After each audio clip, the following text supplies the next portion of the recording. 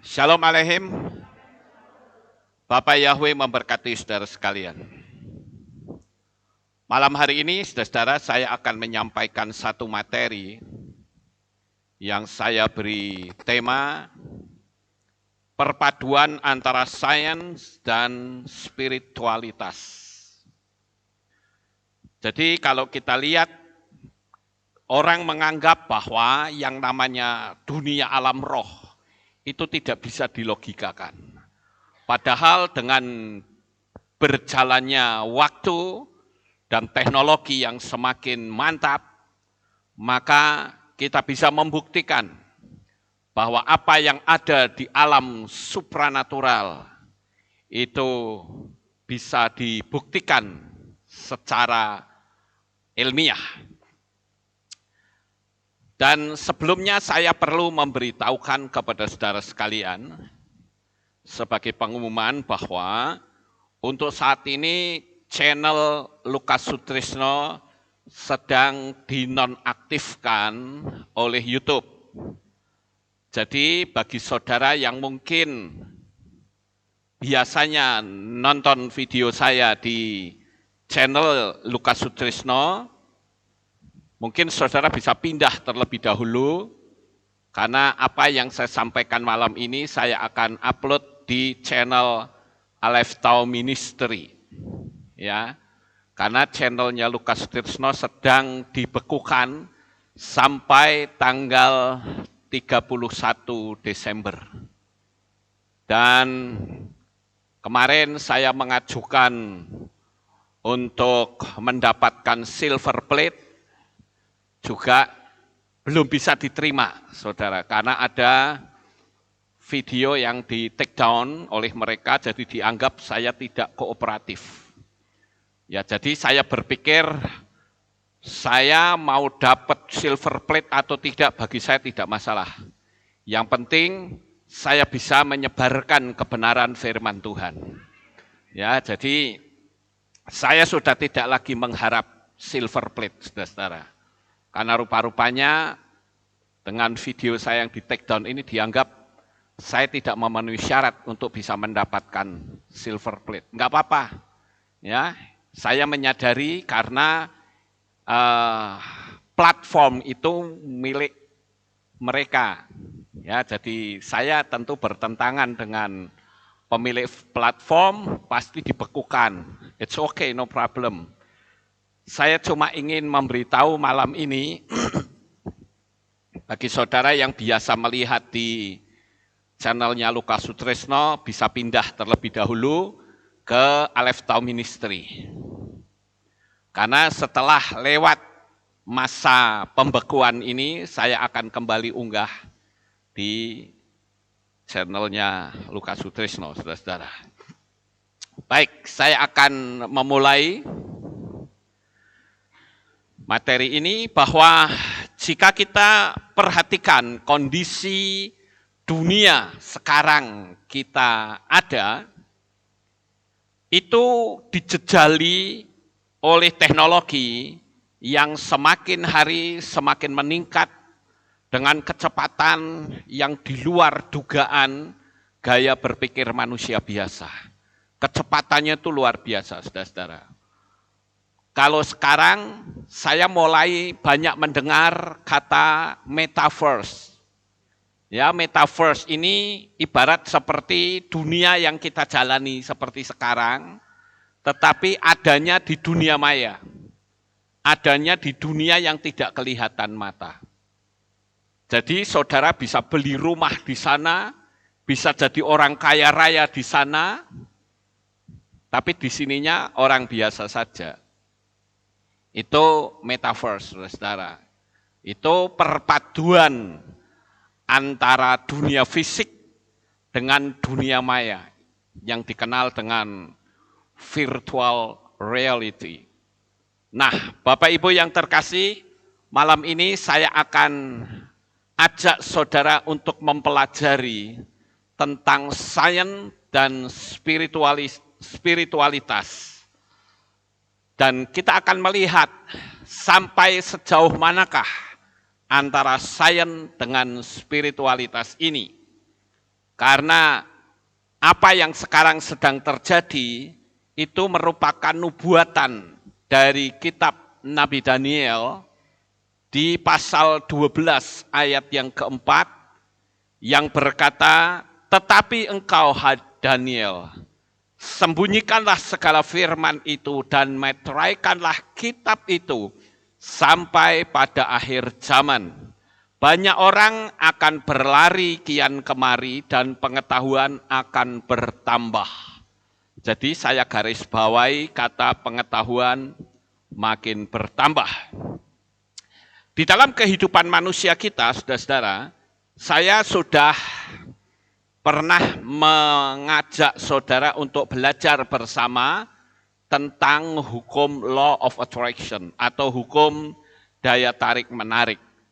Nah, banyak sekali orang-orang yang bertanya kepada saya, kenapa kok saya melakukan hukum loa ini kok tidak berhasil? Bahkan cenderung gagal yang semakin kuat.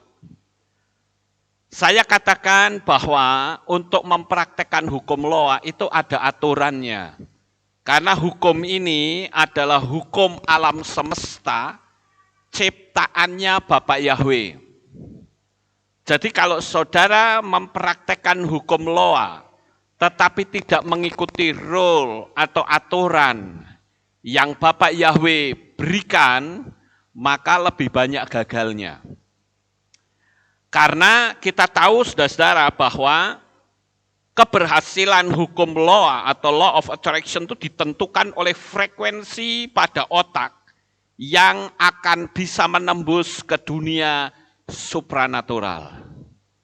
Saya seringkali memberitahu kepada saudara sekalian bahwa keberhasilan seseorang untuk meraih hukum loa itu juga dipengaruhi oleh sikap kita. Karena otak kita itu memancarkan gelombang frekuensi, saudara. Nah, gelombang-gelombang frekuensi itu tidak bisa dilihat oleh mata. Namun demikian bisa dibuktikan dengan sebuah alat yang namanya encelografi. Itu adalah alat yang dipakai untuk mengukur frekuensi otak manusia. Nah, ini bisa kita lihat dalam dunia teknologi, saudara-saudara. Maka kalau saudara mempraktekkan hukum loa, tetapi saudara punya karakter tidak baik, nggak akan bisa berhasil, saudara-saudara. Misalnya gampang bersungut-sungut, gampang marah, itu energinya nggak akan mencapai apa yang sudah ditentukan oleh hukum tersebut.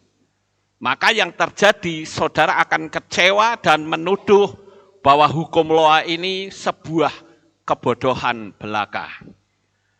Nah, sebelum kita melihat lebih dalam lagi tentang pengetahuan yang kita lihat bisa sejajar dengan spiritualitas, saya akan tunjukkan terlebih dahulu tentang frekuensi-frekuensi yang ada di otak manusia yang bisa mendatangkan mujizat, yang bahkan tidak bisa mendatangkan mujizat.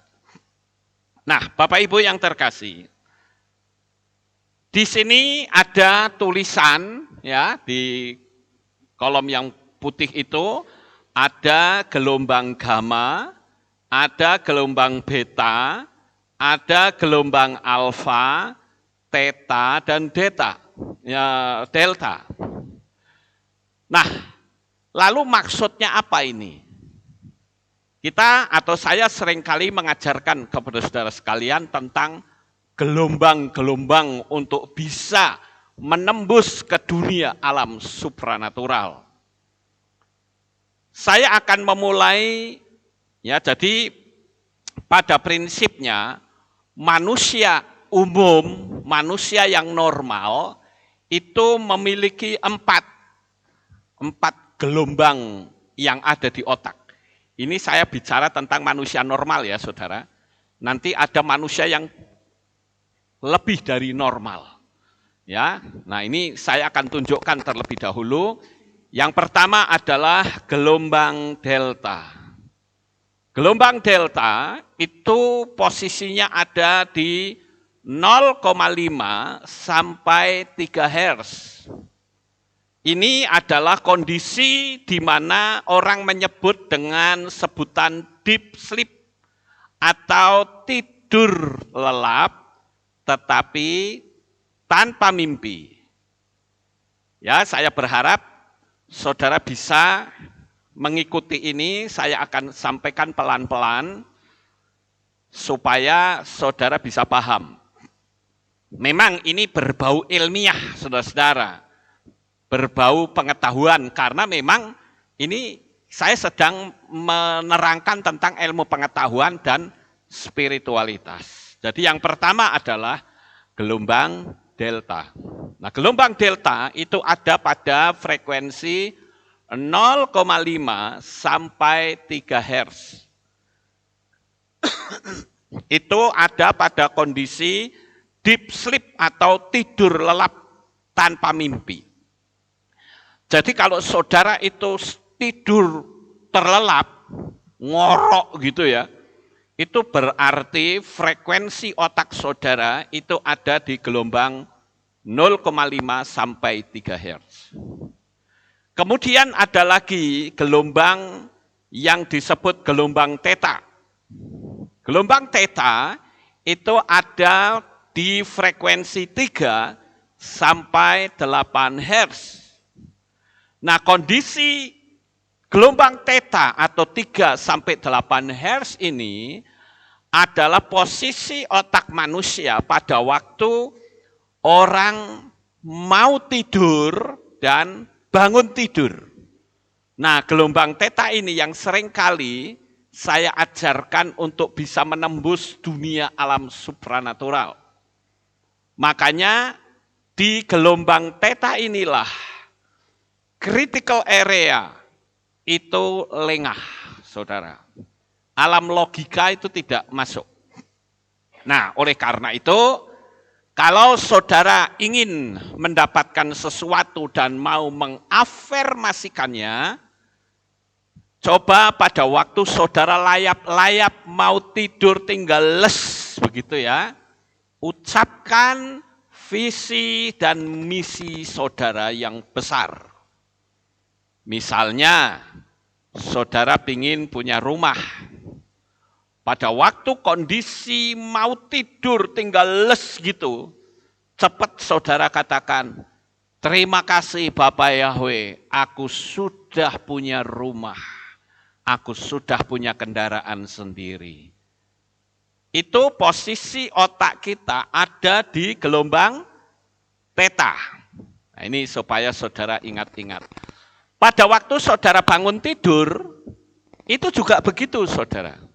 Kurang lebih saat saudara baru sadar bangun, itu saudara hanya punya waktu 10 detik saja. 10 detik dari saat saudara bangun tidur, itu posisi otak masih ada di gelombang theta.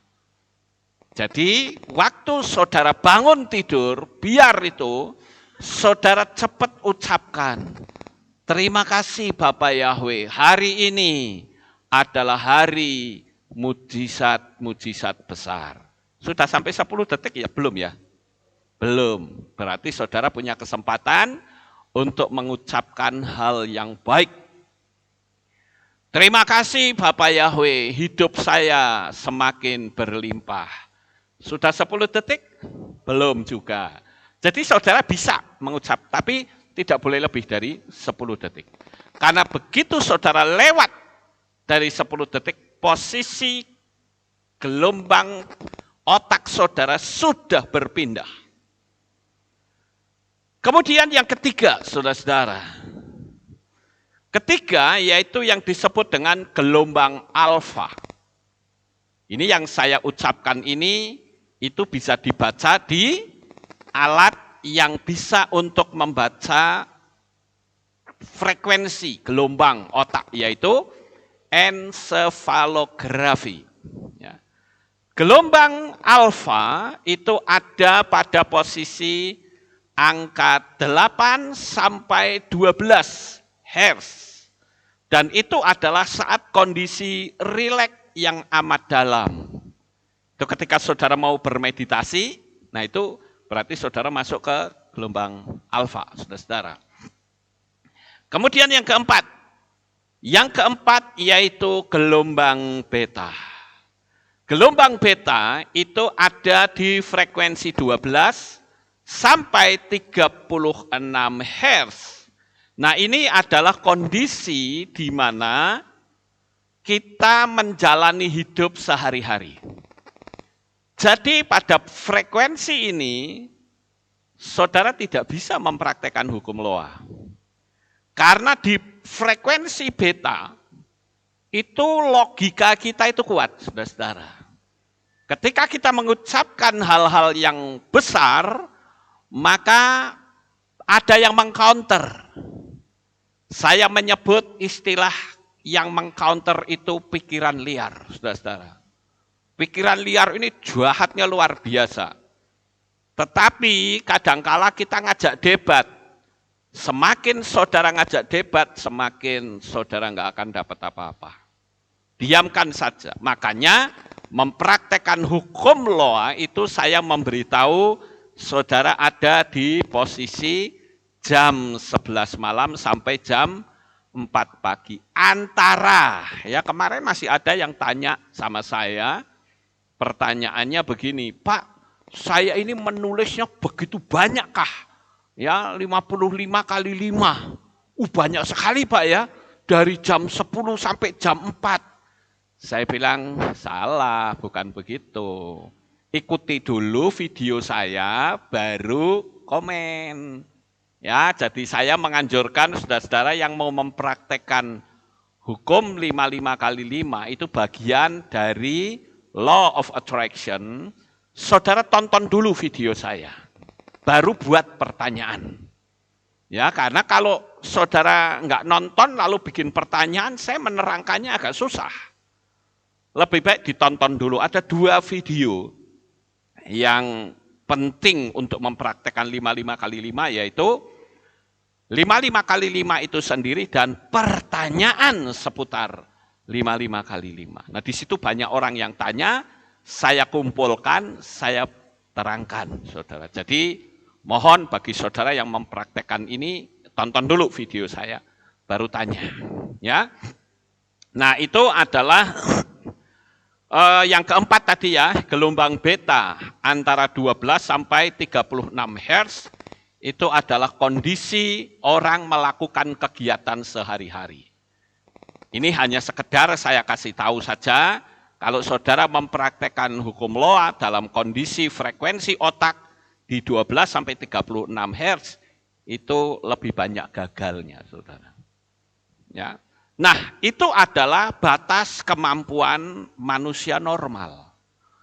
Tetapi ternyata ada ilmuwan dari Amerika yang mulai menyelidiki kenapa kok para biksu yang ada di Tibet sana, mereka bisa melakukan meditasi dengan pakaian yang minim, tetapi mereka tidak kedinginan.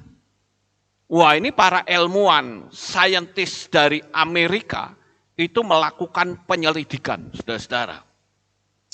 Dan akhirnya itu ditemukan ada 3 frekuensi lagi, ya 3 frekuensi lagi yang dimiliki oleh para biksu di Tibet.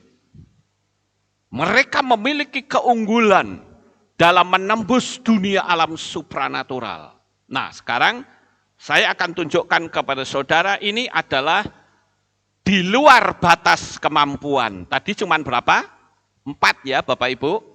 Nah, ini yang kelima, yang disebut dengan gelombang gamma. Gelombang gamma ini ada di frekuensi 36 sampai 44 Hz. Nah, orang pada posisi seperti ini, maka dia akan merasakan damai sejahtera yang luar biasa.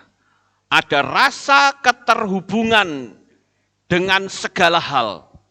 Ingatan yang sangat super. Baik fokus, ketenangan, dan akses intuisi, serta ilham dan ide-ide tertentu. Makanya kenapa kalau orang mempertahankan hati supaya tetap damai sejahtera, itu saudara ada di gelombang gamma. Dan itu semakin luar biasa saudara ya. Ini saya terangkan bahwa mulai dari 5, angka 5 yaitu dari gamma, terus itu yang disebut manusia super saudara. Makanya kalau orang yang kembrungsung, tahu kembrungsung? Saudara mau praktek hukum lo nggak akan bisa saudara. Orang yang ingin mendapatkan mujizat itu harus masuk di gelombang ini. Adanya damai sejahtera. Maka saya bilang kalau orang mempraktekkan sesuatu, mengucapkan afirmasi dan sebagainya, dan saudara merasa ada damai sejahtera, saudara tinggal nonton mujizat. Pasti akan dapat mujizatnya.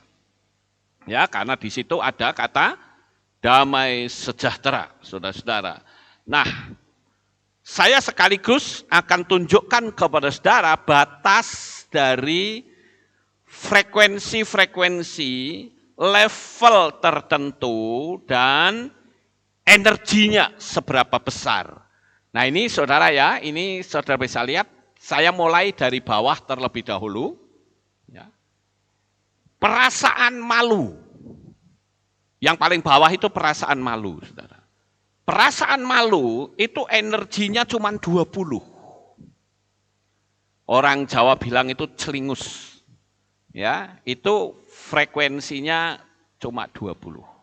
Saya ambil contoh misalnya. Orang ingin hidup terkenal misalnya. Tapi kalau mau difoto saja malu. Bisa nggak kira-kira? Nggak akan bisa. Karena itu tidak punya energi, saudara. Hanya 20. Ya. Kemudian naik lagi, yaitu rasa bersalah. Saya pernah ditelepon oleh seseorang, dan orang ini itu pernah melakukan kesalahan, sehingga kekayaan yang dia miliki itu ludes, saudara. Dia kasihan sekali dengan istrinya. Karena akibat kekayaan itu ludes, dia dikejar-kejar oleh orang yang minta duitnya, saudara. Nah, karena dia merasa bersalah, aduh aku merasa bersalah.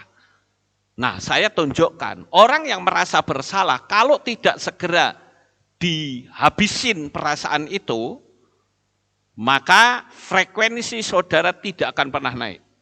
Karena rasa bersalah itu frekuensinya cuma 30, saudara. Makanya kalau saudara merasa bersalah, harus diselesaikan dulu.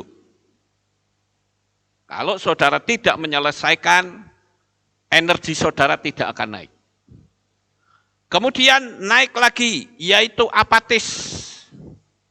Apatis itu ya nggak pernah mau nanggapin saudara, pasif istilahnya begitu.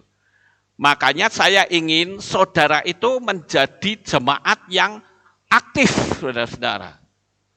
Coba sekali waktu saudara lihat, nontono video waktu orang kulit hitam beribadah, saudara.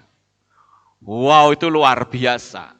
Begitu pendetanya ngomong, itu sudah bersaut-sautan di sana sini, saudara. Amin, amin. Ada yang berdiri, ngepelkan amin, amin. Dia meresponi, saudara. Kalau kita kadangkala, saudara yakin, amin, meneng wae. Nggak ada respon, saudara. Bahkan saya pernah melayani, tapi kalau di sini saya bersyukur, jemaat banyak memberi respon. Saya pernah melayani di salah satu gereja.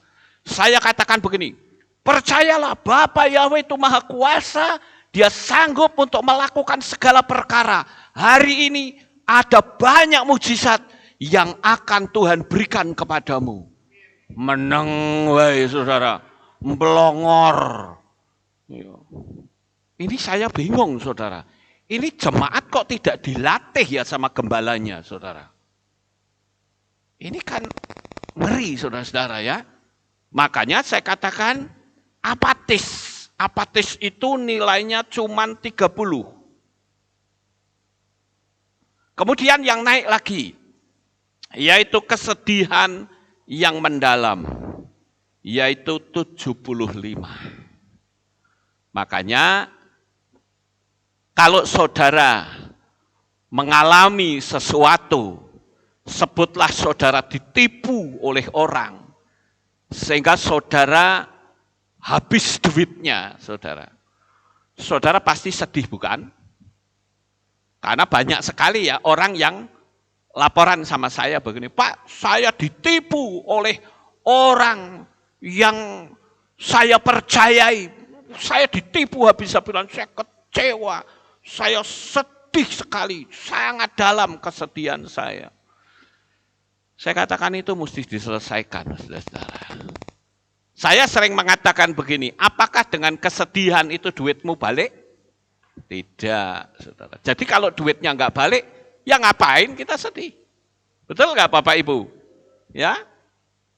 Jadi kesedihan yang mendalam itu cuma 75. Energinya masih belum naik, saudara. Nanti saya tunjukkan sampai batas mana energi itu bisa mulai naik dan mengarah ke mujizat. Ini masih di bawah standar, ya, masih belum bisa menaikkan energi, saudara. Kemudian yang berikutnya naik lagi yaitu takut. Takut itu nilainya 100, saudara. Dan takut itu bukan cuma nilainya masih berada di bawah, tetapi untuk nembus dunia alam supranatural itu ngeri sekali. Karena dia mencipta. Ketakutan itu mencipta.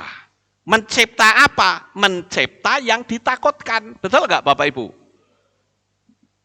Misal, ada orang yang ngomong sama saya begini, aduh Pak Lukas, saya itu dikejar-kejar orang untuk bayar, disuruh bayar utangnya gitu. Kalau tidak, saya diancam oleh orang itu.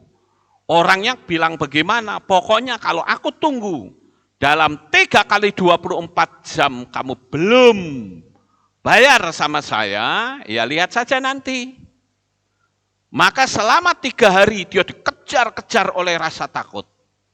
Lalu dalam ketakutan itu dia menciptakan sesuatu. Waduh, jangan-jangan saya dipukulin di jalan. Dipukulin. Jangan-jangan saya dipenjara. Jangan-jangan keluarga saya diteror. Nah itu kan mencipta. Ya Bapak Ibu.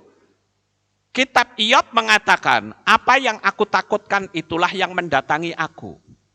Yang aku khawatirkan itulah yang menimpa aku. Aku tidak mendapatkan ketenangan, namun kegelisahanlah yang timbul. Nah itu rasa takut, saudara-saudara. Kemudian yang berikutnya naik lagi, yaitu keinginan. 125. Itu keinginan, saudara-saudara. Orang punya keinginan, maka saya bilang apa? Kalau Anda ingin menerapkan hukum Loa, bukan keinginan yang dicuatkan, tapi pernyataan. Ini masih banyak yang salah, saudara-saudara. Pak, saya sudah mempraktekkan hukum Loa, saya punya keinginan begini-begini. Salah, bukan keinginan. Pernyataan. Ya. Jadi keinginan itu 125. Kemudian naik lagi. Dan ini yang banyak orang lakukan, yaitu marah, saudara. Marah. Siapa di sini yang gampang marah? Halo, angkat tangan. Enggak ada yang ngaku maksudnya. Ya. Nah, saya kasih tahu Bapak Ibu. Kalau saudara apa-apa sedikit marah gitu. Saudara nggak usah bicara mujizat deh. Bener. Saudara nggak akan dapat apa-apa. Karena kemarahan itu menggrounding semua visi dan impian. Ingat Bapak Ibu, bahkan marah saja secara instan, secara dadaan, itu sudah mendatangkan bencana dalam hidup saudara. Pertama, kalau saudara marah saja, itu sudah mendatangkan kedengkian bagi orang lain. Betul nggak Bapak Ibu? Apalagi kalau orang lain itu jengkel dan orang lain itu ucapannya memiliki kuasa, saudara dikutuk oleh orang itu, tembus saudara. Dan saudara akan hidup dalam penderitaan. Makanya bagi saudara yang gampang marah, jangan marah saudara, amin. Ya. Mungkin saudara tanya, caranya piye? Caranya gampang. Sekarang kalau mau marah itu terus saudara pikir, emang perubahannya apa? Kan gitu. Apakah dengan marah itu jadi baik? Tidak, saudara-saudara. Kecuali kalau kita marah yang benar ya, saudara-saudara. Misalnya orang tidak melakukan kekudusan kita marahi, boleh enggak? Boleh. Gitu. Karena itu meningkatkan energi mereka. Ya, kemarahan. Kemudian yang naik lagi yaitu bangga. Itu nilainya 175. Bangga. Ya, tapi itu masih belum bisa masuk standar, saudara-saudara. Rasa bangga. Ya. Dan ini kurikulum ini dibuat oleh David R. Hawking, MD, PhD. Ya. Itu yang memilah-milah itu ya. Oh, ini frekuensinya berapa dalam sebuah penyelidikan, saudara-saudara. Jadi saya hanya membacakannya saja bahwa berhati-hati kalau energi saudara ada di situ. Kemudian setelah bangga itu berani. Berani itu nilainya 200, saudara. Berani. Karena berani itu bisa dua macam, saudara. Berani mengarah kepada hal yang negatif, berani mengarah ke hal yang positif. Saya ambil contoh. Berani melakukan hal yang negatif. Orang merampok itu dibutuhkan keberanian enggak? Butuh keberanian. Tapi itu keberanian yang negatif, saudara. Orang berani menyatakan kebenaran, sama-sama berani. Tetapi itu arahnya ke yang positif. Makanya saya terus terang sampai hari ini masih bingung.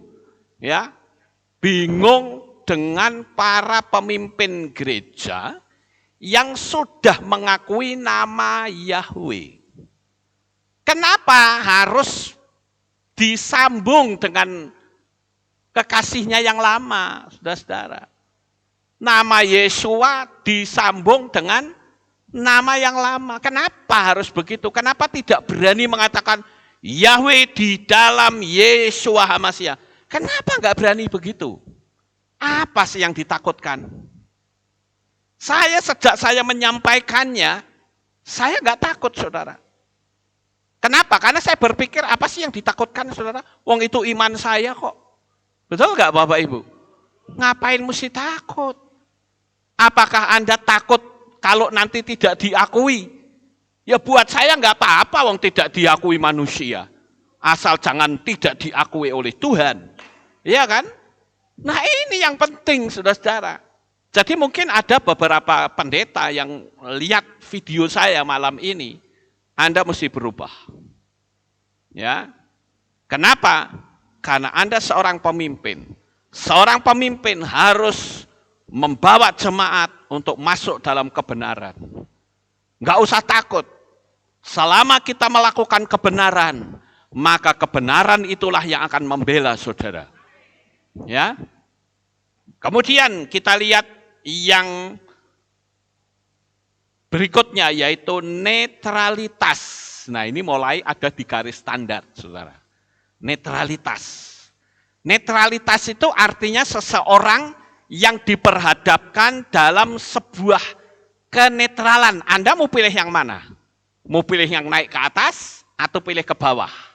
Maksud nggak Bapak Ibu? Ya, ini Anda di tengah-tengah nih, di garis standar nih, netralitas itu. Kalau mau pilih ke atas berarti energinya akan naik. Tapi kalau milihnya ke bawah, energinya akan turun. Netralitas itu nilainya 250. Nah, kemudian ini naik, ini yang mulai punya energi, saudara-saudara. Yaitu kemauan. Nilainya 310. Kemudian naik lagi, yaitu penerimaan. Ini nilainya 350. Kemudian berpikir, nilainya 400. Maka saya katakan kita itu punya logika, pakai pikiran, saudara-saudara. Jangan hanya karena perintah, wes ora masuk akal ya wes nurut. Enggak bisa begitu, saudara. Ya, enggak bisa begitu. Kita diberi otak, kita diberi logika, kita diberi gaya berpikir. Nah, itulah berpikir 400. Kemudian yang lebih tinggi lagi yaitu cinta. Cinta itu 500 kekuatannya, saudara. Dahsyat sekali. Makanya kalau saudara memiliki cinta, memiliki kasih, nilai saudara itu tinggi sekali. Saudara punya peluang untuk meraih mujizat. Dibanding saudara marah-marah, ngamuk-ngamuk. Ya, Bapak Ibu, itu di bawah standar itu. Kemudian kita naik lagi, yaitu sukacita 540. Ya, 540. Kemudian naik lagi yaitu kedamaian, itu 600. Makanya kalau tadi ya, orang sudah masuk dalam rasa damai, sejahtera, itu sudah masuk ke gelombang gamma, saudara. Bisa ditingkatkan lagi enggak? Bisa. Nah, yang terakhir itu adalah pencerahan. Pencerahan itu sama dengan ilham, saudara. Ketika saudara dalam keadaan kalut, pikiran saudara enggak kerja, bagaimana cara saya menangani masalah ini, masuk saja dalam dunia meditasi. Sampai di batas pencerahan. Nanti saudara akan mendapatkan ilham-ilham baru yang membuat kita itu punya pemahaman yang di luar dugaan. Loh, kok bisa ya? Sama seperti kadangkala ketika saya khotbah. Selesai khotbah itu saya kadang tanya pada diri sendiri. Aku tuh tadi tuh sajane ngomong apa ya? Bingung, saudara-saudara. Karena apa? Di catatan nggak ada. Gitu. Ternyata ada ilham yang harus saya sampaikan. Nah, ini yang disebut dengan pencerahan. Pencerahan itu nilainya 700 sampai 1000.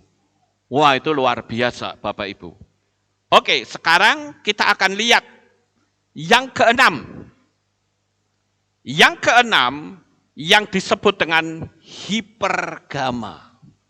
Ini lebih tinggi lagi, saudara. Dan ini mulai 5, 6, 7 itu biasanya yang bisa melakukan itu adalah orang-orang yang terlatih. Dan biasanya itu para biksu yang ada di tempat pertapaan, saudara-saudara. Mereka bisa tembus ke situ. Yang disebut dengan hipergama itu antara 44 sampai 100 Hz. Nah, itu bentuk wawasan dan intuisi terdalam yang pernah dilakukan oleh manusia. Nah, disinilah yang tadi saya katakan. para ilmuwan dari Amerika sengaja datang ke Tibet untuk mereka menyelidiki kenapa para biksu ini ketika dia meditasi di tempat yang sangat dingin, bahkan kadangkala dia harus duduk di atas salju. Kenapa kok bisa saljunya itu meleleh? Kenapa kok bisa suhu tubuhnya itu bisa menyesuaikan? Ya. Itu yang disebut dengan hipergama. Yaitu para biksu yang bisa mengatur suhu tubuh mereka, yaitu bisa meditasi di tengah dinginnya salju. Bahkan bisa membuat es itu mencair. Ada seseorang, saya lupa namanya, saya mau catat kok lupa. Itu bukan biksu, saudara-saudara, orang biasa. Tetapi dia mampu sampai ke hipergama. Dia duduk meditasi, itu es meleleh, saudara-saudara. Itu luar biasa sekali. Dan sekarang yang terakhir, yang ketujuh, yaitu gelombang lambda. Yang ada pada posisi 100 sampai 200 Hz. Nah ini otak kanan dan kiri itu sinkron bersama-sama. Sehingga membuat orang-orang yang sampai pada gelombang lambda ini, dia bisa menghentikan detak jantung yang disebut dengan semacam mati suri, saudara-saudara. Ini sudah tingkat tinggi. Dan ini sangat berbahaya memang, posisi ini, saudara-saudara. Disinilah para peneliti sains melakukan penelitian kepada para biksu yang keheranan karena mereka bisa menciptakan kondisi seperti orang yang mati suri. Nah, inilah yang disebut dengan frekuensi yang ke-8, yaitu epsilon. Itu di 0,5 sampai 0 Hz, ya turun total. Sehingga tidak ada pancaran dari otak dan tidak ada denyut nadi, detak jantung dan nafas. Jadi dari gelombang lambda itu tiba-tiba turun sampai ke epsilon 0,5 sampai 0 Hz. Kenapa kita bisa tahu akan hal seperti ini? Yaitu karena ada teknologi frekuensi gelombang otak yang disebut dengan encelograf, ya, encephalografi, kira-kira begitu ya. Jadi frekuensi otak manusia itu berbeda-beda untuk setiap fase sadar, rileks, tidur ringan, tidur nyenyak, trans, panik dan sebagainya. Nah, Bapak Ibu yang terkasih, dan kita tentu tahu kalau otak manusia dan hati manusia itu sinkron, itu yang dikenal dengan koheren, saudara-saudara. Dikenal dengan koheren. Nah, kalau antara pikiran dan hati itu sama, sinkron, itu mujizat pasti terjadi. Itu sebabnya dalam kitab Mislei atau kitab Amsal dikatakan, for as he think in his heart, so is he. Apa yang kamu pikirkan di dalam hati, itulah yang akan terjadi dalam hidup kita. Saya terus terang waktu pertama kali membaca ayat itu, saya berpikir, loh, think kok arahnya heart? Bukankah think itu arahnya mesti main? Heart itu arahnya ke feel. Tetapi kenapa seperti ini? Saudara lihat gambar yang di atas ini, kanan atas, ini yang sinkron, saudara-saudara. Antara otak dan hati, dia punya pancaran bagus sekali. Tapi kalau ini out of synchron, ya ini otak dan hati itu nggak sama, saudara-saudara. Sehingga orang yang seperti itu akan sulit untuk mendapatkan mujizat. Nah, kenapa kita perlu memahami akan hal ini? Karena kemampuan kita untuk berinteraksi dengan medan energi kuantum dapat ditentukan oleh keadaan otak dan jantung kita. Nah, saudara mungkin tanya, apa maneh kuwi kuantum? Ya, kuantum itu adalah dunia yang sangat halus. Itu bukan dunia fisika. Kalau bukan dunia fisika berarti dunia apa dong? Dunia alam roh ya Bapak Ibu. Karena itu bukan fisik. Nah, Bapak Ibu yang terkasih, hasil penelitian dari HeartMath di Amerika, HeartMath itu adalah laboratorium penelitian jantung manusia. Kondisi koheren itu kondisi di mana otak dan hati itu terjadi sinkronisasi. Artinya kalau saudara percaya di pikiran dan disetujui oleh hati, itu yang disebut dengan koheren. Nah, untuk bisa mencapai hal ini, saudara akan bisa nembus ke dunia supranatural, yaitu saat apa? Orang memiliki welas asih, punya rasa belas kasihan kepada orang lain.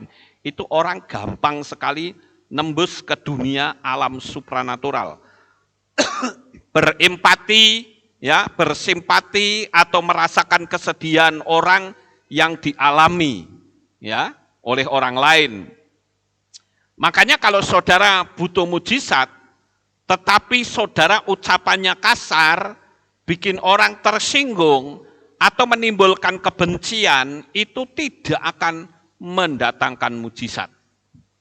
Nah, di sini saudara, saya bisa membagi beberapa hal di mana orang itu berdoa.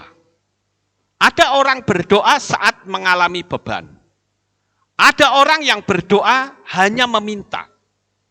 Ada orang yang berdoa kemudian disambung dengan meditasi dalam ketenangan dan mindfulness, kesadaran penuh. Kemudian yang keempat ada doa ritual agamawi. Dan yang berikutnya adalah doa yang dilakukan dengan penuh perasaan. Nah, ini sering orang tanya sama saya, Pak, bagaimana caranya doa ngusir setan? Saya bilang, ya doa yang terbaik itu doa yang keluar dari hati. Karena orang itu bilang, Pak tolong catatkan. Lu ngusir setan kok dicatat itu bagaimana saudara? Enggak bisa begitu. Ya. Ada lagi orang yang bilang, Pak saya kalau berdoa kok bahasanya belepotan. Saya bilang enggak apa-apa. Yang penting itu keluar dari dasar hati. Daripada doa yang kata-katanya indah, tapi itu cuman formalitas tok, saudara. Enggak pernah keluar dari dasar hati, enggak ada energinya. Paham Bapak Ibu? Ya. Nah, jadi doa yang benar itu adalah doa yang dikombinasikan dengan perasaan. Ya. Disinilah kita tahu bahwa karena sulitnya orang bisa menembus ke dunia alam supranatural, maka para saintis itu mereka menciptakan robot, saudara. Zaman dulu kalau ada sosok manusia yang 3 dimensi, dibuat dari kayu, dibuat dari batu, itu namanya apa? Sekali lagi, zaman dulu kalau ada sosok manusia yang dibuat dari kayu atau dibuat dari batu, namanya apa? Patung, betul nggak Bapak Ibu? Nah, sekarang ini para ilmuwan itu sudah bikin patung, saudara-saudara. Tapi sayangnya patungnya itu bukan dibuat dari batu dan dari kayu, tetapi bisa dari besi, bisa dari titanium, bisa dari plastik, bisa dari latek. Nah, sekarang saya akan tunjukkan kepada saudara, kita lihat videonya ya Bapak Ibu. Di sana untuk membuktikan bahwa sains itu bagus, tetapi sains itu juga bisa menggantikan Tuhan. Nah, ini yang salah, Bapak Ibu. Ini yang berbahaya sekali di hadapan Tuhan. Nah, saya akan tunjukkan bahwa ini ada beberapa agama yang saya tunjukkan kepada saudara, dan ini diambil dari sumber resmi dari BBC. Jadi bukan karang-karangannya saya, saudara. Tapi saya ambil dari sumber resmi. Kita akan tonton sejenak videonya, ya, enggak sampai 5 menit, tapi setidak-tidaknya saudara bisa tahu bahwa teknologi itu ternyata kebablasan sampai menggantikan posisi Tuhan. Kita tonton sebentar.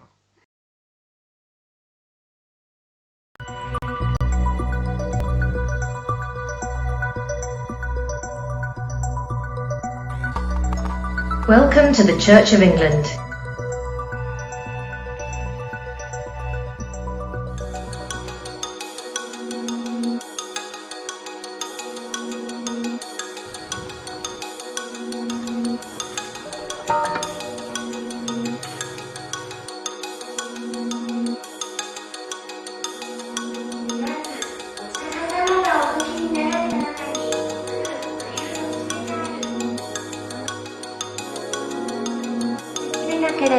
この部分はロボットの方が優れてます。だけどね、ロボットはね、一番いい方法をずっと考えながら、AI で考えながら進化させていくことができるわけ。これは優れたもんですね。ロボットは死ぬことがない。困難な状況があなたたちが生きて大切な人と別れたくない、そういったさまざまな気持ちが最初の印象は正直っていうアンドロイドは若い人たちにその仏教っていうことを伝えていける。いずれ死ぬのだという現実を受け止めきれなければ、春には肌目の以上。なぜならなかったかというと、多分私自身にもその囚われがあって、それがね、徐々であろうがあれだろうが、やっぱ他の宗教にも変化を与えるだろうなと私は思っております。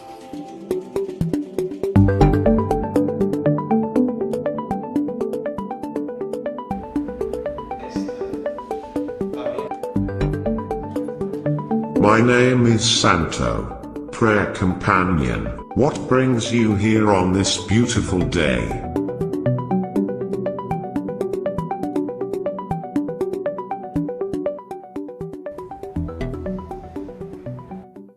It was clear to me last year during the lockdown when many people started complaining they couldn't go to church. So in this sense, a machine like Santo can give a hand. Dzień dobry, Santo. Nasze bliskie, które są w niebie, mają kontakt z nami.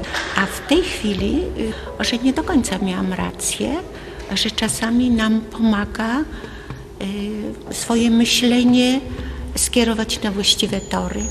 I think it is impressive. It's a bit like Catholic Alexa with artificial intelligence. Sometimes those answers are very vague. You're not asking where the closest restaurant is. You're asking about spiritual things.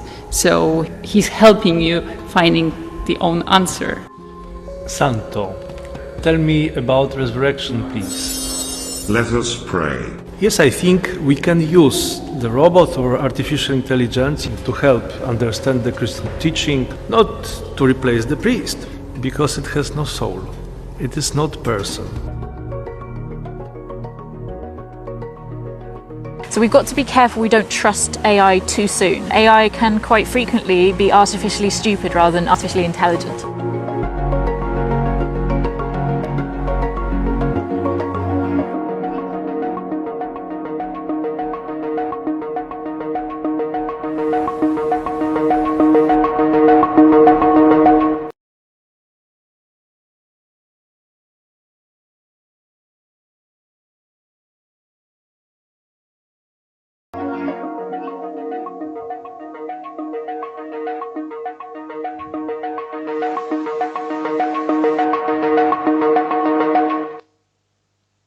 Ya, sampai di sini dulu.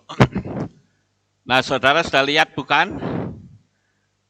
Ini bisa nggak kalau saya sebut dengan istilah patung yang berbicara? Bisa banget ya Bapak Ibu. Itu. Tadi khusus di agama Katolik namanya siapa? Santo, saudara. Sampai pendeta juga tanya kerohanian sama mereka. Ngeri sekali bukan? Saya lalu jadi ingat dengan ayat firman Tuhan yang tertulis di dalam kitab Gilyahna. Saya ajak saudara untuk membaca ya. Kitab Gilyahna. Nah ini yang saya katakan, disinilah kaum saintis akhirnya bermusuhan dengan Tuhan. Karena akan menggantikan sosok yang dijadikan Tuhan. Nah kita lihat ya Bapak Ibu, di ayat-ayat berikut ini saya pikir cocok untuk saya sematkan kepada patung yang bisa berbicara tadi. Gilyahna atau Wahyu pasal 13 ayat 15 sampai 18. Dan kepadanya telah ditetapkan untuk memberikan roh kepada ekon binatang buas itu. Dan ekon binatang buas itu pun dapat berbicara. Dan dia membuat banyak orang yang tidak menyembah ekon binatang buas itu agar mereka dapat dibunuh. Dan dia membuat semua orang kecil dan besar, juga kaya dan miskin, bahkan merdeka dan hamba, supaya dia memberikan kepada mereka sebuah tanda pada tangan kanan mereka atau pada dahi mereka. Dan supaya setiap orang tidak dapat membeli atau menjual, kecuali dia yang mempunyai tanda atau nama binatang itu atau bilangan namanya. Inilah hikmat itu, siapa yang memiliki pengertian biarlah dia menghitung bilangan binatang buas itu, karena itu adalah bilangan seorang manusia dan bilangannya adalah 666. Saudara tahu nggak penanaman tanda bilangan binatang itu yang ada di tangan dan di dahi itu tidak lain adalah untuk menciptakan kecerdasan buatan, saudara-saudara. Dan ini sudah sangat bertentangan karena akan menonaktifkan DNA manusia. Padahal DNA manusia, saudara bisa lihat materi saya, itu adalah DNA yang membentuk huruf Yod, He, Waw, He atau Yahweh. Tetapi dengan masuknya mRNA, maka secara otomatis DNA ciptaan Bapa Yahweh ini dinonaktifkan. Ngeri ya Bapak Ibu? Jangan main-main di dunia sekarang. Nampaknya canggih, tetapi sangat luar biasa. Kemudian saya bacakan lagi di Gilyahna atau Wahyu 14 ayat 9 sampai 13.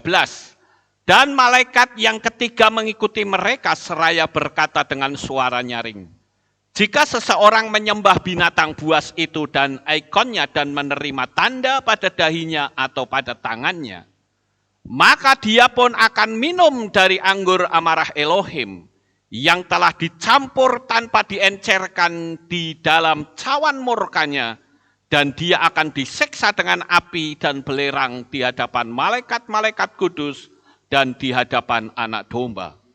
Dan asap siksaan mereka membumbung selama-lamanya.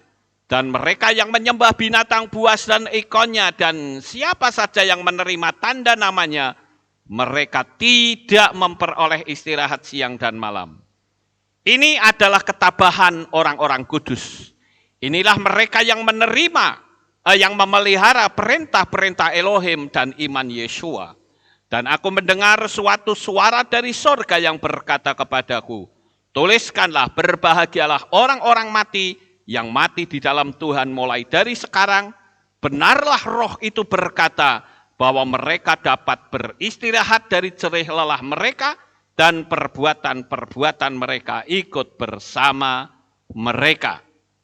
Nah, Bapak Ibu yang terkasih, di sini kita lihat bagaimana para saintis berusaha sekarang untuk mengubah posisi Tadi di dalam video saya cuplikkan, ya, itu ada dua jendela yang atau dua frame yang saya jajarkan. Di sana dikatakan, di dalam gereja ini ada robot pendamping doa bernama Santo. Kemudian ini pernyataan dari Ursula Rybinska yang tadi dia diwawancarai, dikatakan begini, terkadang robot bisa membantu mengarahkan kita ke jalan yang benar. Zaman dulu, saudara, patung itu hanya seperti ini, dia tidak bergerak, saudara. Tetapi sekarang patung itu bisa bergerak, bisa berbicara, namanya tentu bukan patung, namanya jadi robot. Itu di dunia sains, dunia modern, saudara-saudara. Makanya saya katakan hati-hati, yang disebut patung binatang itu adalah patung yang ada kaitannya dengan tanda bilangan binatang itu. Saya sudah menerangkan kepada saudara bagaimana penanaman chip itu ditaruh di kepala, orang bisa diatur kehidupan mereka. Dengan sebuah penyelidikan yaitu kumbang badak yang dikasih chip, maka kumbang itu bisa terbang berdasarkan remote yang saya atur dari sini. Ya, Bapak Ibu, nah itu yang sangat berbahaya. Bahkan sekarang ini kaum saintis itu lebih gila lagi, yaitu dengan ditemukannya partikel Tuhan. Mereka menemukan partikel Tuhan dan sebutan ini itu diucapkan pertama kali pada Higgs boson. Diambil dari nama seorang ilmuwan yang bernama Peter Higgs. Bermula dari buku karangan mantan direktur Fermilab atau laboratorium di Amerika Serikat yang memburu partikel Tuhan. Sejak tahun 1964, ya, Peter Higgs ini memprediksi bahwa di alam semesta ini terdapat sebuah partikel hebat yang dapat menciptakan dan memusnahkan alam semesta. Nah, itu ada di sebuah buku yang berjudul The God Particle. Ya. Jadi yang disebut partikel Tuhan itu dikatakan partikel yang sangat kecil dan halus. Tetapi kekuatan partikel itu dapat memusnahkan alam semesta. Jadi sangat luar biasa, saudara-saudara. Nah, sejak tahun 1964, Peter Higgs ini memprediksi bahwa di alam semesta ini terdapat partikel hebat yang dapat menciptakan dan memusnahkan alam semesta. Tentu, kalau kita berbicara tentang partikel Tuhan, maka kita pasti akan terarah tujuan kita pada mesin yang ada di Jenewa, yaitu mesin CERN, saudara-saudara. Saudara lihat di situ, CERN itu adalah sebuah institusi badan penelitian nuklir yang didirikan tahun 1954. Menemukan jejak-jejak bagaimana partikel Tuhan dapat ditemukan. Sekali lagi, partikel yang terkecil, halus, tetapi memiliki kekuatan yang tanpa batas. Dan para ilmuwan itu mengatakan bahwa alam semesta itu dibentuk melalui teori Big Bang yang terjadi 13,8 miliar tahun sebagai pembentuk massa. Itu kan kata mereka. Ya, tapi yang jelas, kalau dibilang partikel Tuhan, memang saya katakan bahwa Tuhan itu benar-benar ada dan kekuatannya tanpa batas, saudara-saudara. Haleluya. Jadi, kalau saudara memang ingin mendapatkan kekuatan yang besar dalam imanmu, maka gantungkan harapmu hanya kepada Sang Pencipta, yaitu Bapa Yahweh. Nah, di sini saya tunjukkan kepada saudara tentang markas besarnya mesin CERN, saudara-saudara. Saya sangat berterima kasih kepada Bapak Yahweh Ya, Bapak izinkan untuk saya menginjakkan kaki di markas besarnya CERN.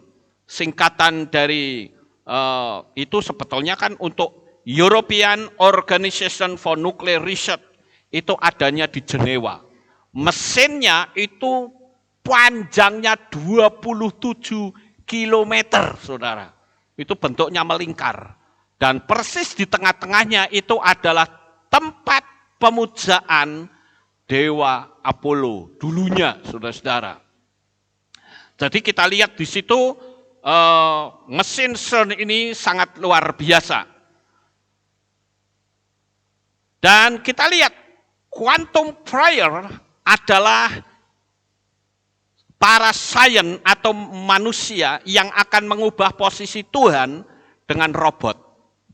Makanya nanti Tuhan tidak akan dibutuhkan lagi, saudara-saudara.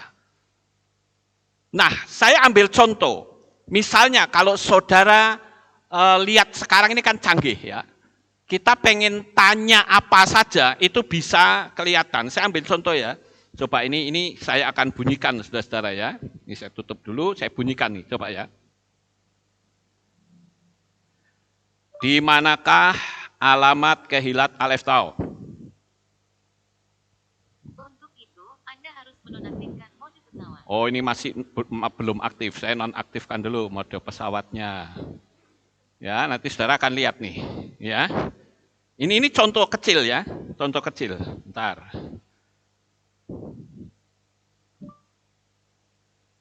Di manakah alamat Kehilat Aleph Tau?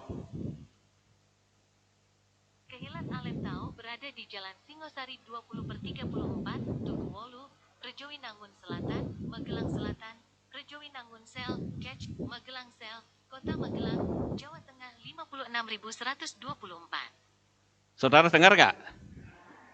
Ya, saya ulang sekali lagi ya. Di manakah alamat Kehilat Aleph Tau? Kehilat Aleph Tau berada di Jalan Singosari 20/34, Tuguwolu, Rejowinangun Selatan, Magelang Selatan, Rejowinangun Sel, Catch, Magelang Sel, Kota Magelang, Jawa Tengah 56.124. Nah, itu kira-kira begitu, saudara-saudara ya. Jadi itu secara otomatis. Nah, ini dikembangkan terus. Sehingga kita tahu bahwa kelak orang sudah tidak butuh Tuhan lagi, saudara-saudara. Dan ini yang saya katakan, ini sudah mulai menyaingi Tuhan, saudara-saudara. Dan ini sangat berbahaya di hadapan Bapa Yahweh. Amin. Jadi jangan dikira perkembangan teknologi ini bisa menyenangkan Tuhan. Oh, tidak sama sekali. Ya. Makanya tadi saya katakan, sekarang ini orang akan dibawa masuk Facebook saja, mereka sudah menggunakan istilah metaverse, saudara. Sekali lagi, metaverse itu adalah perpaduan antara dunia nyata dengan dunia maya. Saudara bisa beli tanah di sana, wujudnya ada nggak di dunia fisik? Nggak ada, saudara-saudara. Wujudnya ada di dunia alam maya. Saudara bisa beli rumah di sana, saudara bisa beli mobil, saudara punya kekayaan besar, tetapi adanya di dunia maya. Nah, kondisi ini akan sangat berbahaya nantinya karena manusia itu akan dijajah oleh robot. Ada seorang ilmuwan yang menceritakan begini, Bapak Ibu. Ini saya lanjut ya. Nah, ada seorang ilmuwan yang berkata begini. Saudara bisa beli robot untuk kebutuhan rumah tangga. Suruh masak dia bisa, suruh nyuci dia bisa, pokoknya seperti manusia yang tidak dibutuhkan human right atau hak asasi.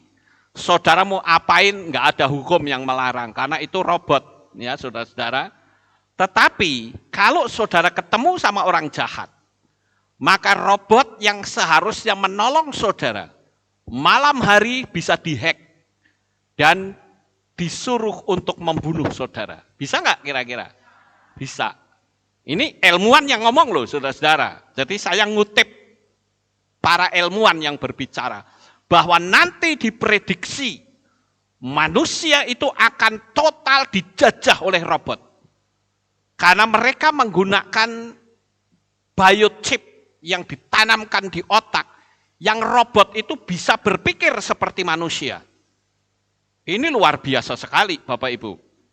Ya, jadi kalau seorang hacker itu tidak suka, saya tinggal data saja, saya hack robot saudara.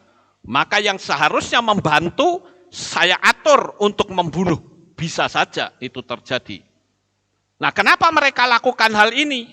Karena orang berusaha untuk mengalahkan mental block dan juga mengalahkan pikiran liar, ego, paradigma, persepsi yang intinya akan muncul kata, aku tidak layak. Jadi di sisi lain, minta, tapi di sisi lain, merasa tidak layak. Kan aneh, saudara-saudara. Makanya terjadi benturan di dunia alam roh. Nah, saudara yang terkasih, saudara harus melakukan segala sesuatu yang seperti tadi saya katakan, bahwa memang dunia ini akan terus dimodifikasi. Sebentar lagi akan ada yang namanya Great Reset. Great Reset kalau itu sudah terjadi, maka mohon maaf Bapak Ibu yang ada di negara lain yang bisa mengakses video saya, saudara tidak akan pernah bisa lagi. Maka saya memberikan pesan, kuatkan imanmu masing-masing. Engkau tidak bisa bergantung ke channel Lukas Sutrisno atau channel Kehilat Aleftal.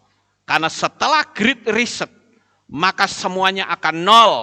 Dan untuk mengakses, saudara harus punya akses ke tanda bilangan binatang itu. Kalau saudara tidak punya akses atau tidak memiliki tanda bilangan binatang itu, Anda tidak bisa mengakses internet. Dan sekarang sudah dimulai, saudara-saudara.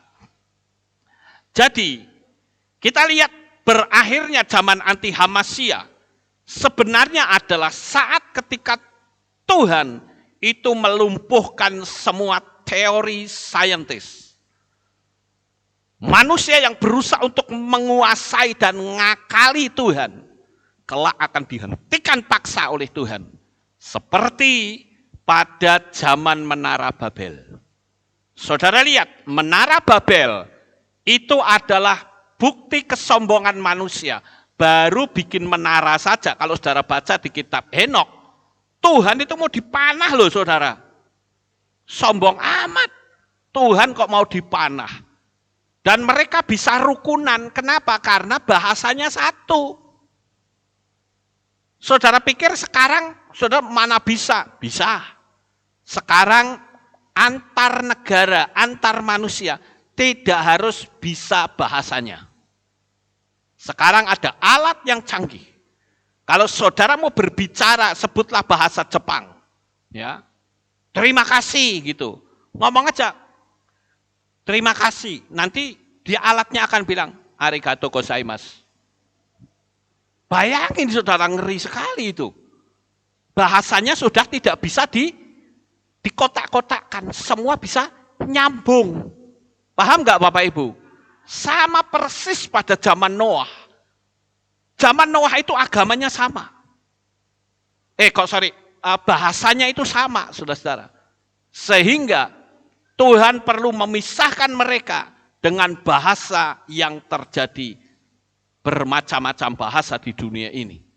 Saya tidak tahu bagaimana cara memisahkan ini, karena manusia sudah kelewatan, mau berusaha untuk menguasai Tuhan. Maka yang ada di bayangan saya adalah orang-orang yang berafiliasi ke dunia 666 pasti akan dilenyapkan, saudara. Dan orang-orang yang bertahan dalam iman, yang tidak menerima tanda bilangan binatang itu, dialah yang selamat. Oleh karena itu bertahanlah, saudara-saudara. Karena kita tahu bahwa setan itu berusaha untuk menghancurkan manusia. Kali ini dengan teknologi. Lalu caranya bagaimana? Kan tidak semua orang mau menerima tanda bilangan binatang itu. Caranya bagaimana? Paksa orang itu. Bila perlu dianiaya, bila perlu dibunuh, persis seperti yang kitab suci tulis. Jadi bertahanlah dalam iman sampai Tuhan Yesus datang dan kita akan berjumpa kembali di awan-awan yang permai bersama dengan Yesus HaMasiah. Dan kita bersukacita di Shamayim. Sukses besar untuk saudara. Bapak Yahweh memberkati. Haleluya. Kita tunduk kepala, kita akan berdoa. Kami mengucapkan terima kasih dan syukur kepadamu ya Tuhan. Pada malam hari ini kami bersama-sama telah mendengarkan renungan firman-Mu. Biarlah apa yang kami sampaikan ini boleh menjadi berkat bagi umat-umat-Mu. Dan kami akan terus bertahan. Sekalipun orang menganggap kami adalah orang yang tradisional. Tetapi kami tahu tubuh kami masih tetap murni di hadapan-Mu. Terima kasih Bapa. Engkau buat anak-anak-Mu bertahan dalam iman. Apapun resikonya. Terima kasih Bapa Yahweh. Inilah doa syukur yang kami naikkan kepadamu. Di dalam nama Adonai Yeshua HaMasiah. Kami sudah berdoa. Amin. Haleluya. Kita akan dengar pengumuman, saudara-saudara. Shalom. Berjumpa kembali dalam Aleph Tau Breaking News. Berikut kami sampaikan pengumuman minggu ini. Akan dilaksanakan kegiatan donor darah pada hari Minggu 26 Desember 2021 pukul 9 pagi di Kehilat Aleph Tau. Bagi yang berminat dapat mendaftar di kantor Kehilat. Ibadah tutup tahun 2021 akan dilaksanakan pada hari Jumat 31 Desember 2021 pukul 6 sore di Kehilat. Ibadah Sabat digabung di hari Jumat. Dan akan dibuka sesi kesaksian pada saat ibadah tutup tahun, dan bagi jemaat yang rindu untuk bersaksi dapat mendaftar di kantor Kehilat paling lambat pada hari Minggu 26 Desember 2021. Bagi jemaat luar kota atau subscriber yang ingin membagikan kesaksiannya pada ibadah akhir tahun dapat menghubungi Ibu Sri di nomor 089 674 479 997. Jemaat subscriber dapat mengirimkan file video pada alamat email srinarsih1680@gmail.com dengan ketentuan sebagai berikut. Video yang dikirim berformat MP4, video yang dikirim berupa video landscape, suara terdengar jelas, resolusi video Full HD, durasi kesaksian kurang lebih 5 menit. Video ditunggu paling lambat tanggal 24 Desember 2021. Bagi yang videonya tidak ditayangkan saat ibadah tutup tahun, akan tetap ditayangkan di channel YouTube Kehilat Aleph Tau atau Lukas Sutrisno. Demikian pengumuman minggu ini. Sampai jumpa di ibadah selanjutnya. Bapak Yahweh memberkati. Ya, itulah pengumumannya. Kita akan akhiri kebaktian kita. Saya mengundang jemaat Tuhan kita bangkit berdiri dan kita tutup dalam doa. Terima kasih Bapak Yahweh, selesai sudah ibadah kami. Dari awal pertengahan sampai pada akhirnya. Sebentar lagi anak-anakmu akan pulang ke rumah mereka masing-masing. Jaga lindungi peliharakan mereka sampai di rumah dengan selamat. Pertemukan kembali pada jam-jam ibadah mendatang di dalam ikatan tali kasih-Mu. Terima kasih ya Tuhan, inilah doa syukur yang kami naikkan. Di dalam nama Adonai Yeshua HaMasiah, kami sudah berdoa. Mari kita angkat tangan kita dan kita akan menerima berkat Kohanim. Haleluya. Yevarechecha Yahweh wa yismereka.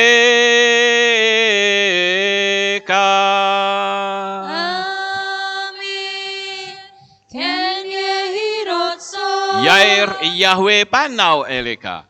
Wichuneka.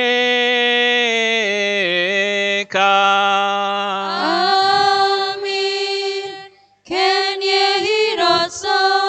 Yesa Yahweh panau eleka. Wayashem lecha shalom.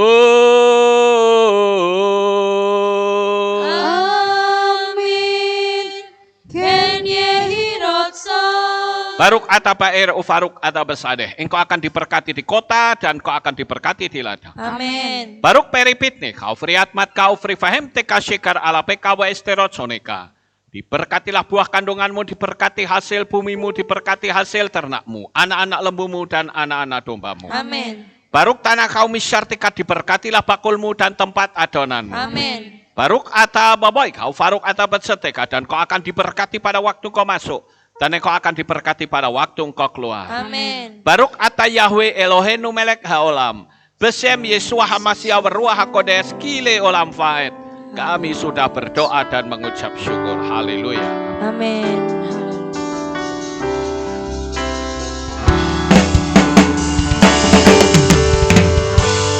Yevareka, weismereka, Yevareka.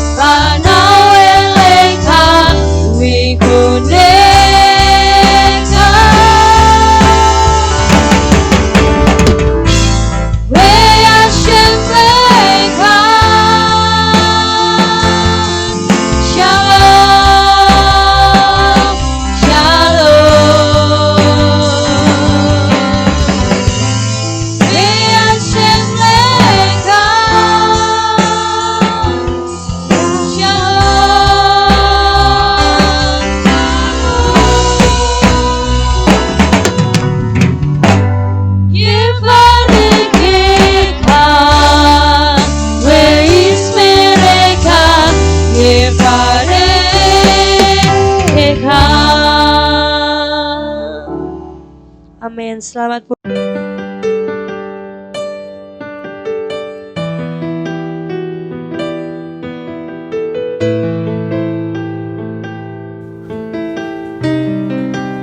segala pujian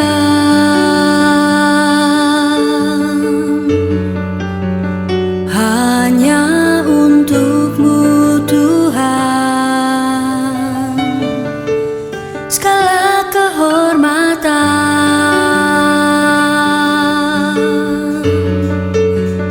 juga punya-Mu Tuhan.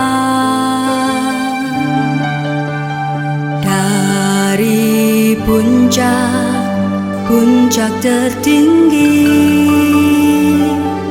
sampai lembah terlandai, semua karya kasih cinta-Mu, sujud menyembah Sang Maha Pencipta.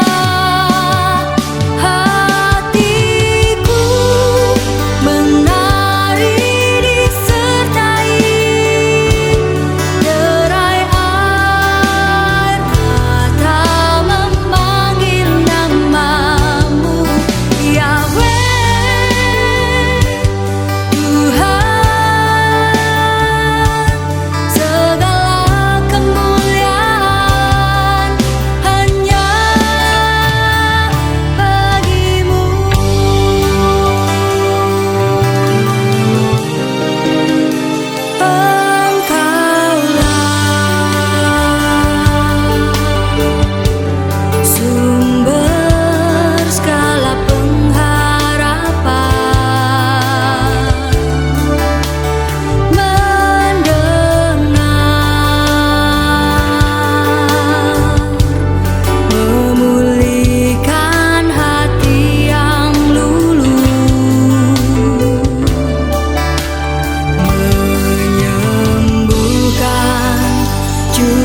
menghibur,